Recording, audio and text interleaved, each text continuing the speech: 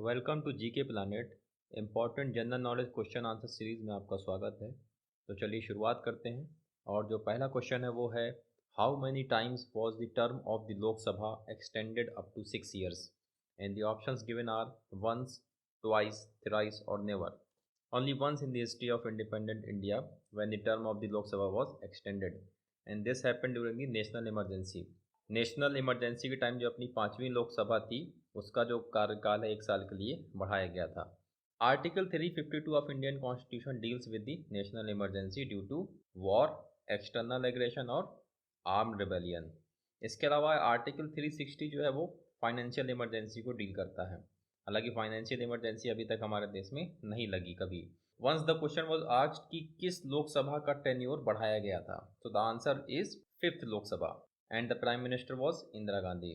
Normal जो लोकसभा का term होता है वो 5 साल का होता है, but the president can dissolve the house before the end of the term. और लोकसभा का कार्यकाल 5 साल से ज़्यादा बढ़ाया जा सकता है केवल नेशनल इमरजेंसी के केस में। तो टेन्योर को एक बार में 1 साल के लिए बढ़ा सकते हैं और उसके बाद इसको दोबारा भी बढ़ाया जा सकता है और इसकी कोई लिमिट नहीं है, but at a time 1 year का ही एक्सटेंशन होता है। और इसके अलावा एक इम्पॉर्टेंट चीज़ है कि such extension shall remain in force for not more than 6 months after the emergency has been revoked. So emergency हटने के 6 महीने से ज़्यादा ये एक्सटेंशन नहीं चलता। Okay, and the next question is, where did the practice of shadow cabinet originate? And the options are United States of America, Great Britain, Italy और France. So the correct answer is Great Britain. The practice of shadow cabinet originated from Westminster parliamentary system. So Westminster parliamentary system है जिसमें shadow cabinet का concept होता है, और Westminster जो है वो एक इंग्लैंड का एक शहर है। So under this parliamentary system, senior members from the opposition party are given responsibility of matter related to one cabinet minister. एक कैबिनेट मिनिस्टर के अगेंस्ट में एक अपोजिशन का कोई मेंबर होता है, उसको असाइन किया जाता है। अब वो इसका मतलब हुआ कि हर सरकारी मंत्री के पीछे एक विपक्षी मंत्री लगा दिया जाता है। अब विपक्षी मंत्री सरकारी मंत्री के कामकाज की समीक्षा करेगा, उसके साथ डिबेट करेगा, और शैडो कैबिनेट की ये जिम्मेदारी होती है कि वह मंत्रालय के कामकाज में सरकारी गलतियों को ढूंढे और उसको जनता के सामने लाए। इंडिया के केस में शैडो कैबिनेट का कॉन्सेप्ट नहीं है। जिन कंट्री में शैडो कैबिनेट है वहाँ उसको अलग अलग नाम से जाना जाता है, जैसे यूके और न्यूजीलैंड में इसको स्पोक्स पर्सन कहते हैं, जबकि कनाडा में इसको अपोजिशन क्रिटिक बोलते हैं। So shadow cabinet is a term of the senior spokesperson chosen by the leader of opposition to mirror the cabinet in the government. Next question is, which was the first to legalise euthanasia? And the options are Australia, Belgium, Netherland और France. तो Netherland is the first country to legalise euthanasia in 2002। इसके अलावा जो option है Australia, तो Australia की राजधानी Sydney है, बेल्जियम की ब्रसेल्स है, नीदरलैंड की आम्स्टरडाम है एंड फ्रांस की पेरिस है। यूथनेशिया को मर्सी किलिंग भी कहते हैं और हिंदी में इसको इच्छा मृत्यु कहते हैं। It is the intentionally ending the life to relieve pain and suffering. तो एक असिस्टेड सुसाइड को यूथनेशिया बोलते हैं। यूथनेशिया के 2 प्रकार होते हैं, active and passive.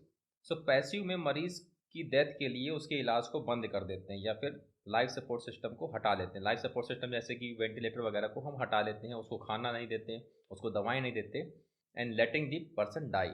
Active euthanasia case में क्या होता है कि कुछ दवाओं की मदद से उस किसी की लाइफ को एंड करना। सो इंडिया के केस में passive euthanasia by means of withdrawal of life support system is legal.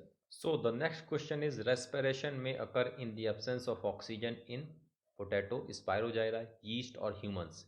So yeast is the correct answer. In yeast, respiration may occur in the absence of oxygen. Okay, so what is respiration? If we talk about the respiration is a process in living organism which involves the production of energy.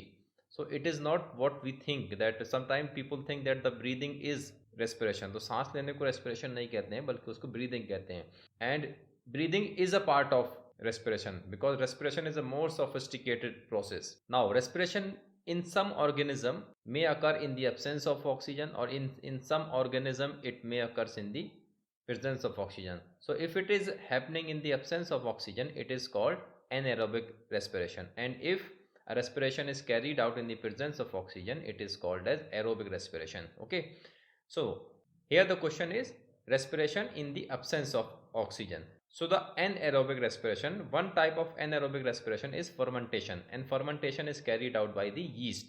So yeast is the answer. Okay, so moving on to the next question. Next question is two elements which are used to absorb neutrons to control the chain reaction during nuclear fission are, and the options given: boron and cadmium, boron and plutonium, cadmium and uranium, or uranium and boron. So the correct answer is boron and cadmium. Boron and cadmium are used as a control rod to absorb the neutrons in order to control the chain reaction. Now nuclear reactor के ऊपर काफ़ी सारे सवाल exam से पूछे जाते हैं, almost सारी इंपॉर्टेंट चीज़ों को हम यहाँ डिस्कस करेंगे। अब न्यूक्लियर रिएक्टर का जो सबसे इंपॉर्टेंट चीज़ है वो है रिएक्शन। तो इसमें फिशन रिएक्शन होती है। फिशन रिएक्शन में एक बड़े आइटम को छोटे आइटम में तोड़ा जाता है जिससे एनर्जी रिलीज होती है। Second important thing about nuclear reactor is fuel. So enriched uranium को इस्तेमाल करते हैं। इसके अलावा प्लूटोनियम और थोरियम भी एज अ फ्यूल इस्तेमाल होता है। Third important thing is coolant. तो कूलेंट के लिए हम वाटर यानी सिंपल वाटर या फिर मॉल्टन सॉल्ट को यूज़ करते हैं। Coolant is use to carry away the heat from the reactor and then use it to generate steam and finally electricity.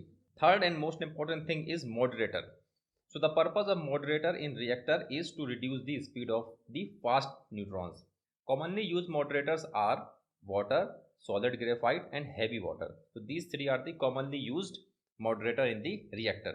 Last but not least is control rods. So control rods के ऊपर जो question भी है, तो control rods are used to absorb the electrons.